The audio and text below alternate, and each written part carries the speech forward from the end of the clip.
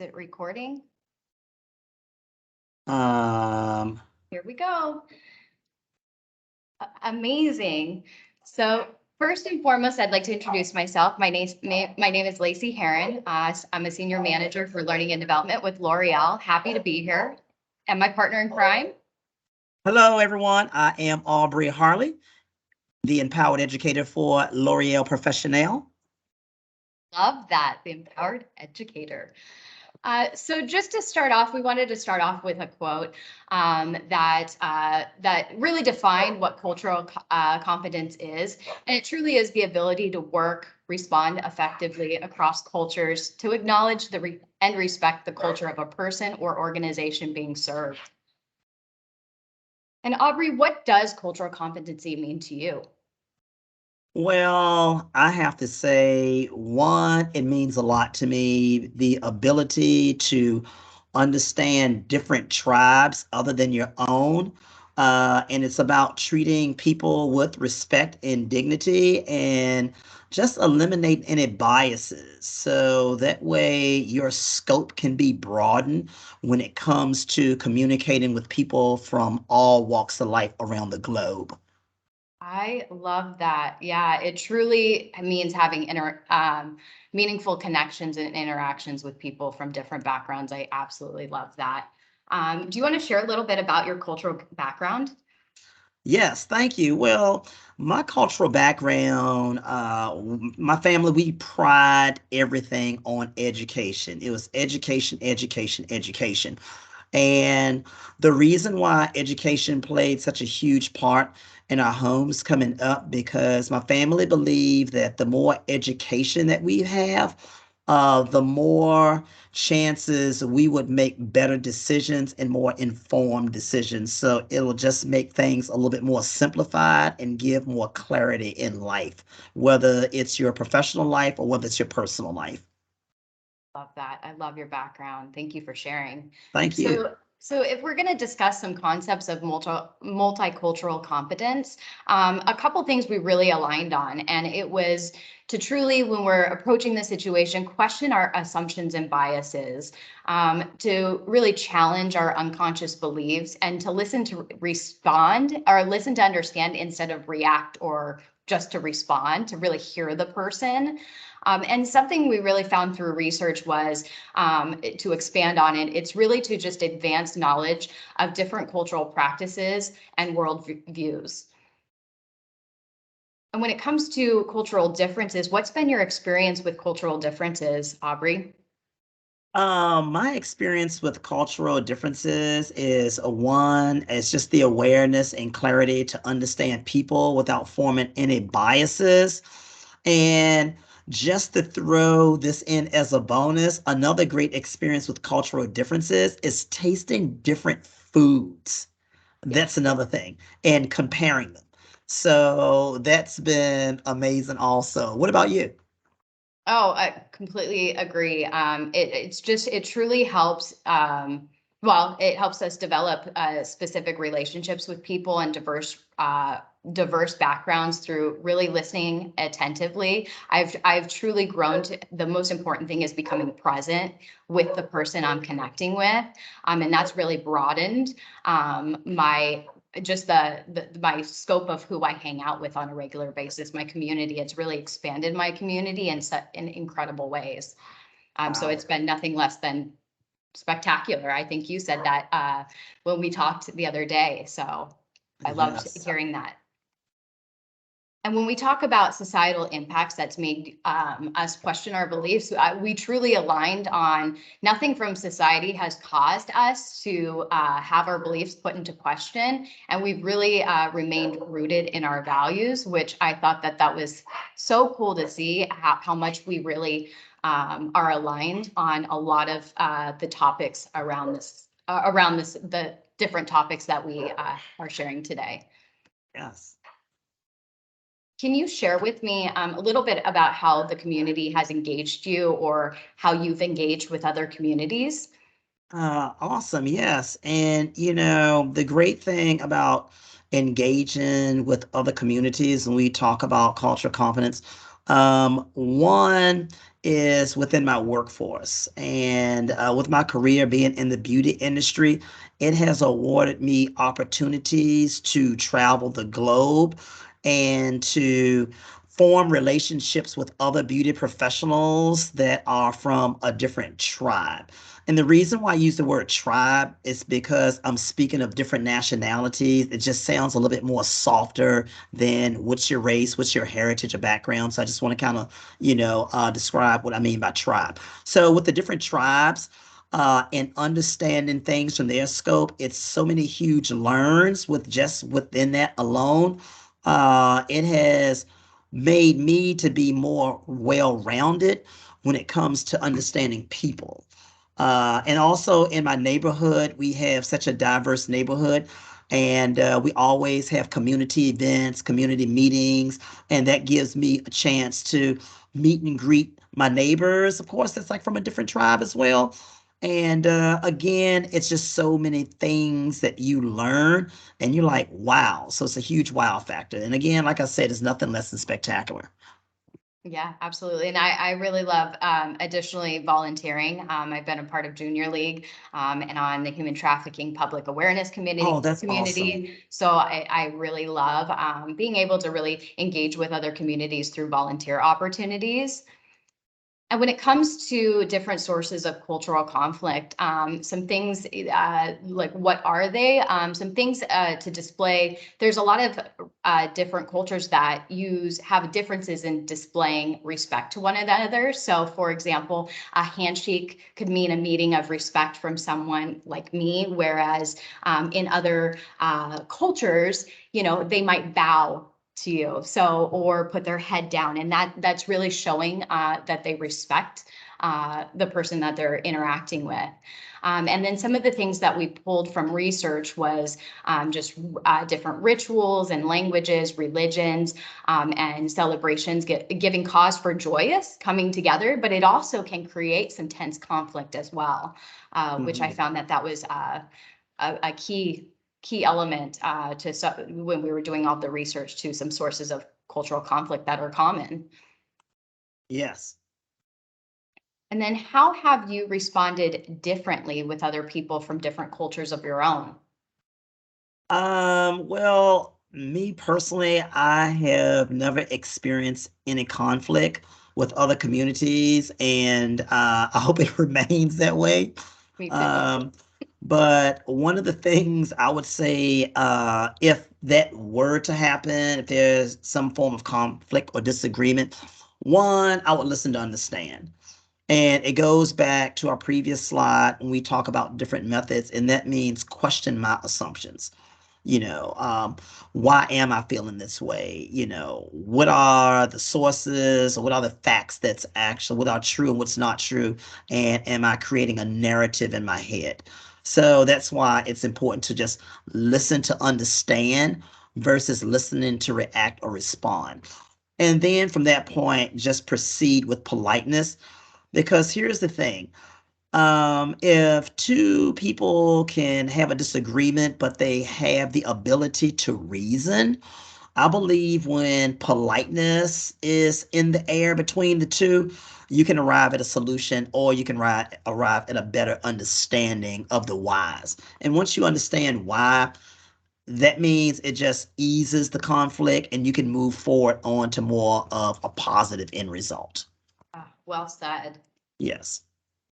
So, how did it make you feel to be rejected in your own culture or a different culture, and how did you respond? I think you just said it. You questioned your assumptions without, uh, pulling in from what your little voice might be telling you, your Yes. subconscious. Asking open-ended questions is always really, really important to help boost the dialogue. When you're approaching it with politeness, to your point. Yes. And then really a key one is to come from it from the lens of a positive place. So encouraging a positive discussion to arrive at a solution. So being more solution oriented rather than conflict driven to Yes. get your point across is truly really, really important. And I want to just talk about vulnerability here. I think we both had some different experiences with Yes. culture when we weren't feeling accepted. So can you just share your experience with that? Yeah, sure. So Lacey, how this goes, I never, well, I can't recall ever feeling vulnerable, sharing certain opinions or certain things that I believe in. A lot of times when I do share, I always try to share something positive and upbeat, nothing downstream, so to speak. So everything that I've shared basically has been embraced and it's no biases. So that's been my experience. So, and I hope it continue to stay this way so I can be accepted. But I know at a certain point in time in life, sometimes you have to experience the other side to know what the other side is. Just like you can't have the front without the back, and Yep. vice versa. So, but just always just trying to remain positive. And if that vulnerable moment does come and I do have to share, I would be authentic, but try to spin it in a positive way so it doesn't put dampness on anyone else that's having a great day, if that makes sense. So timing is everything. That's another thing. Yep. Timing. So yes. What Yeah. about you, Lindsay? What about your experience? So Lacey? I shared an experience from when I was a young child, because in my adult life, obviously, I've learned how to deal with how to approach situations from a different frame of mind or from a positive outlook.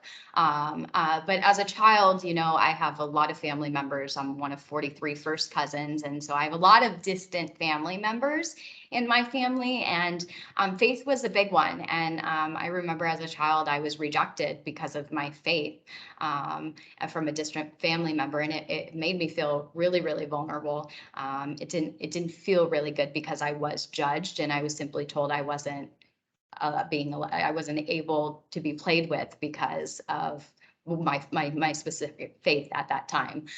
So it's landed in a different way, but it's definitely shaped who I am to be open with others, other cultures, other beliefs, and really, again, listen to understand. And we all have, if you come to a situation with just good intentions, I think that good always prevails. And this really did shape who I am now. So I just wanted to share a little bit about that. But when it comes to sociocultural events that influence life trajectory, I loved this share from you. Can you expand on the cultural setting of weddings? Oh, sure, Lacey. So, weddings. I think weddings is a huge cultural experience because if you look at the different tribes, there's no tribe that actually has the same type of wedding ceremony. It's always something that's different, something that's exciting and meaningful.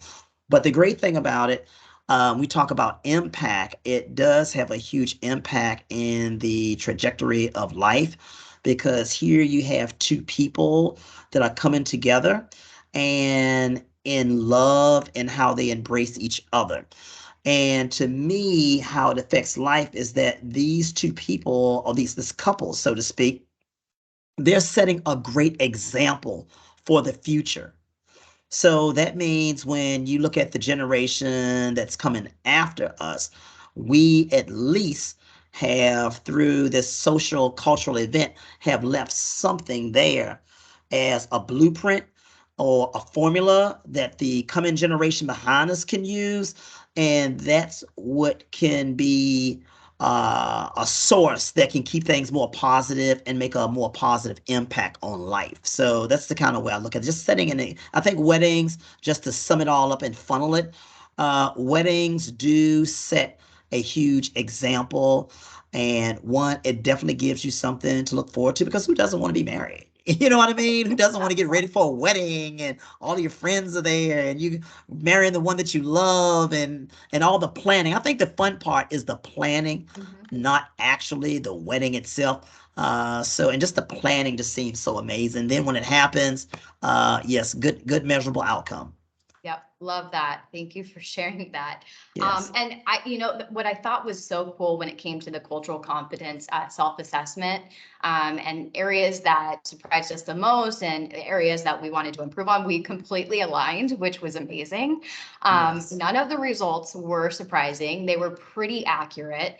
And for something to, forward thinking, we just truly want to continue to advance our knowledge and awareness of cultural competence, to increase our skill set behind there, so that we can continue to grow these communities, these diverse communities around us, and become better leaders and people because of it, the people that we surround ourselves with. So I thought that was really, really cool that we both kind of had the same aha and outcome Yes. from the self-assessment.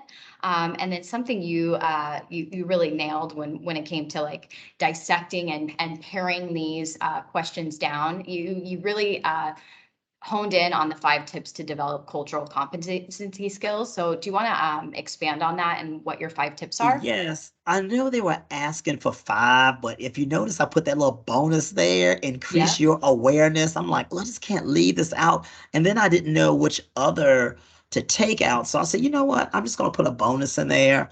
So, the 5 tips, the great thing I like about the 5 tips to develop cultural competency skills is that it's a formula that's there. It's a resource that you can draw from.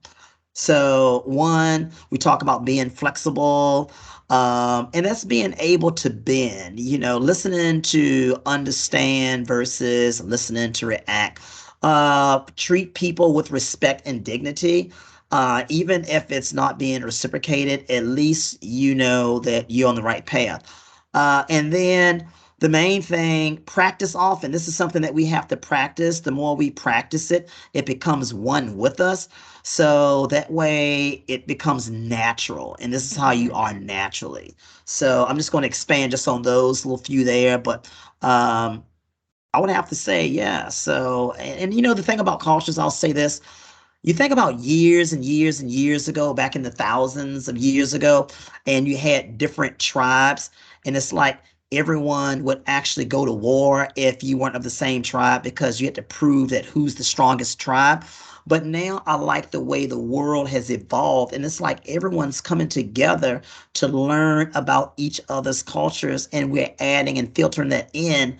And before you know it, we're this big, huge, truly melting pot of soup. Yep, I love So, that. yes, 100%. yes. And What then about you, just to, Lacey? Anything you? Yeah. I think you nailed it. And it's, Yes. again, truly increasing your awareness, practicing it often,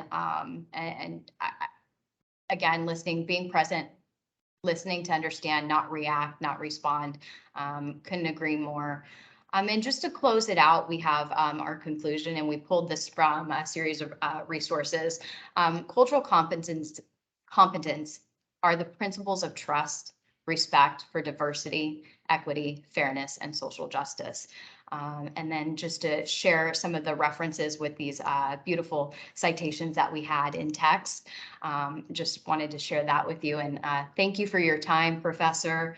We greatly enjoyed this project. And Aubrey, I really, really enjoyed your partnership. Thank you for your contribution. Yes, Lacey, I enjoyed your partnership as well. Thank you for this project. I'm looking forward to more projects with videos. I love this. This gives us a chance to express our personalities versus just writing on paper, and I learned a lot. Agreed.